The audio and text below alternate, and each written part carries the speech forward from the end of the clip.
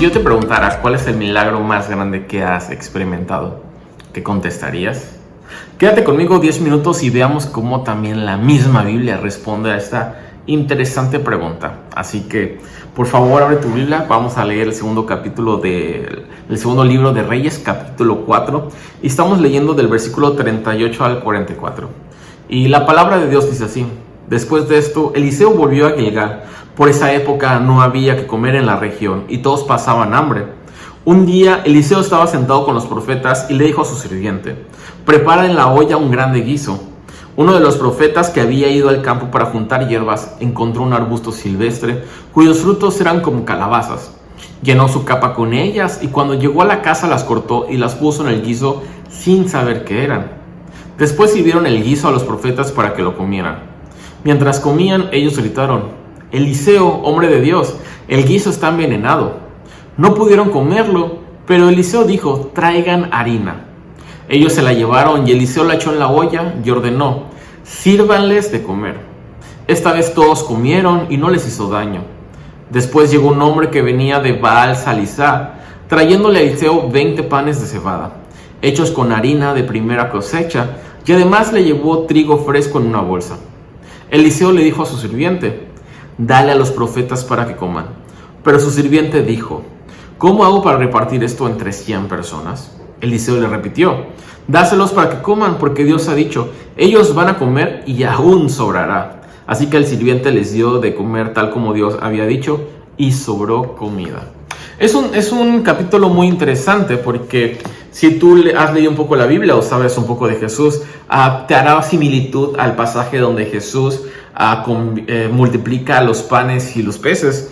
Y sí, esto es algo similar, pero hay una historia antecedente a esto que me hace mucho sentido a lo que queremos tratar el día de hoy. Y lo primero que tienes que ver es esto, que dice que en aquella época no había que comer en la región y todos pasaban hambre. Hasta que un día Eliseo hizo algo. Y imagínate cómo estaba la situación de aquellos profetas o de aquella ciudad o aquellas personas que vivían en la región.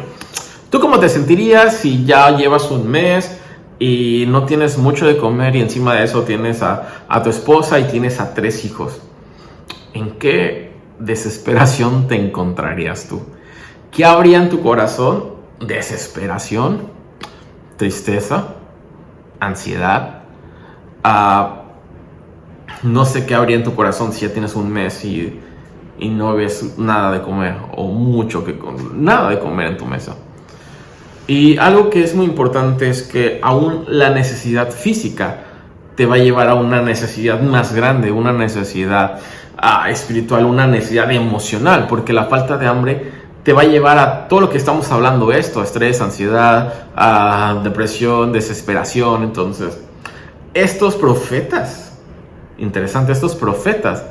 estaban necesitados de algo, estaban faltos de algo. Y, ¿sabes? Muchos de nosotros, o si no es que la gran mayoría de nosotros antes de llegar a Cristo Jesús, es que nuestro corazón también está igual, porque al final del día todos tenemos necesidad de algo.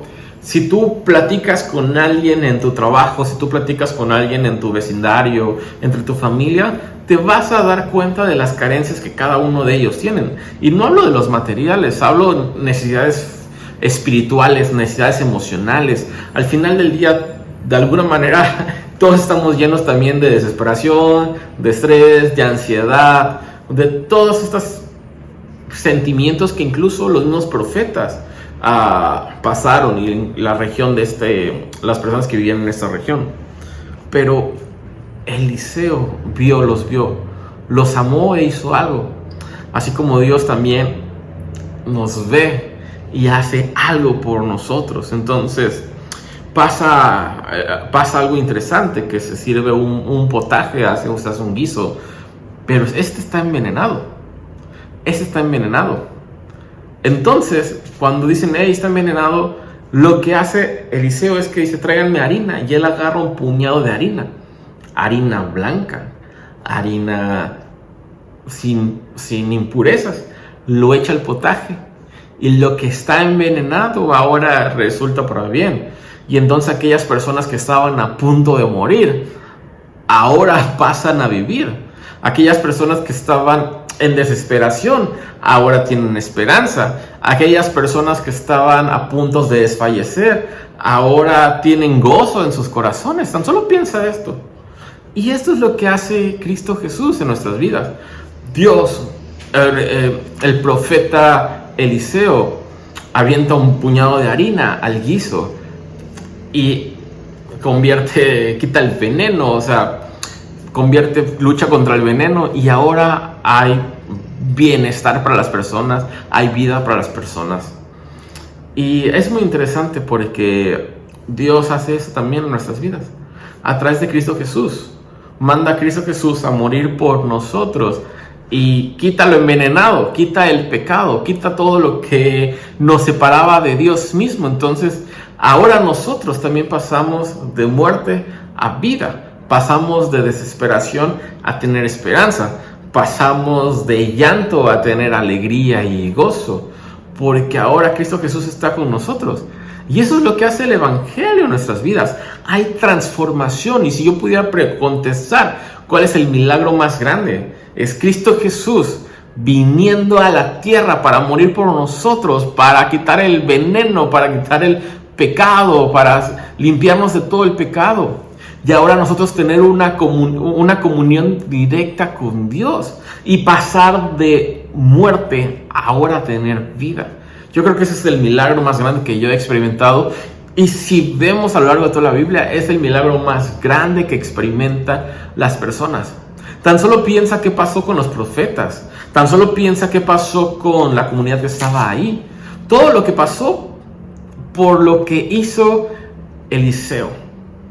Y ahora piensa todo lo que ha pasado en tu vida y todo lo que ha pasado a lo largo de la historia de la iglesia por lo que hizo Dios a través de Cristo Jesús. Pero esa historia no se queda ahí nada más. Pasa algo muy interesante porque dice que llega una persona que trae panes y esos panes son multiplicados. Pero algo muy interesante, en el punto número 2 vemos que Eliseo es que con su mano avienta la harina para bendecir o para traer vida a las personas. Pero ahora es el profeta mismo, ya no es Eliseo, ahora es su sirviente, alguien que estaba pasando de muerte a vida, quien en teoría reparte y hace el milagro de bendecir a las demás personas. Pero no es él en sí mismo, sino que es la palabra de Dios, porque dice: dáselos para que coman, porque Dios ha dicho, ellos van a comer y aún sobrará. Algo que vemos a lo largo de toda la Biblia es que Dios usa a las personas. Dios usa a las personas para extender su reino. Dios usa a las personas para darse a conocer.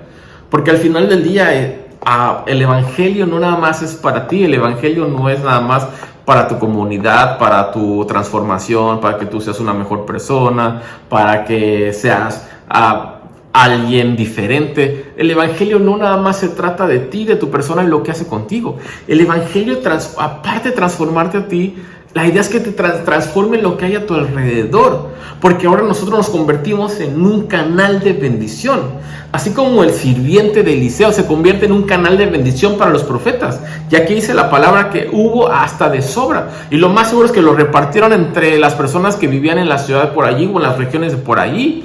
Ya no fue Dios mismo, ahora fue la iglesia, ahora fue los hijos de Dios, ahora fueron estas personas.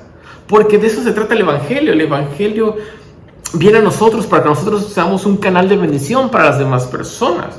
Para que nosotros podamos anunciar las virtudes de aquel que nos llamó de tinieblas a luz. Para ser un canal de bendición. Para poder llevar el Evangelio a los demás. Y que los demás también pasen de muerte a vida. Como sucedió en ese texto. Como sucedió con los profetas. Y como sucedió en los ciudadanos que vivieron en esa región. ¿Por qué no oramos para que podamos entender nuestro llamado a responder al Evangelio? A responder a lo que Jesús hizo. En primer lugar, si tú es la primera vez que escuchas este mensaje, que puedas empezar a tener una relación con Cristo Jesús. Que haya transformación en tu corazón, en tu vida. Y para los que ya estamos o llevamos un ratito aquí, es que podamos convertirnos en ese canal de bendición. Porque sabes, al final del día, el llevar el evangelio a otra persona va a ser el milagro más grande para esa persona. Así que oremos. Bendito Padre Celestial, muchas gracias te damos por tu palabra y gracias porque nos confrontas con la palabra misma y nos haces verte a ti, ver a Cristo Jesús en medio del Antiguo Testamento, Señor. Ver tu evangelio y ver cómo tú estás en el negocio de la transformación de personas, de dar a conocer tu nombre y tu evangelio y que las personas puedan pasar de muerte a vida. Señor, gracias por esto tan increíble que eres tú, Señor. Y gracias por darnos el regalo más grande que fue tu Hijo mismo. Y junto con ella la salvación. En Cristo Jesús. Amén. Nos vemos el día de mañana para otro devocional. Que tengas un buen día.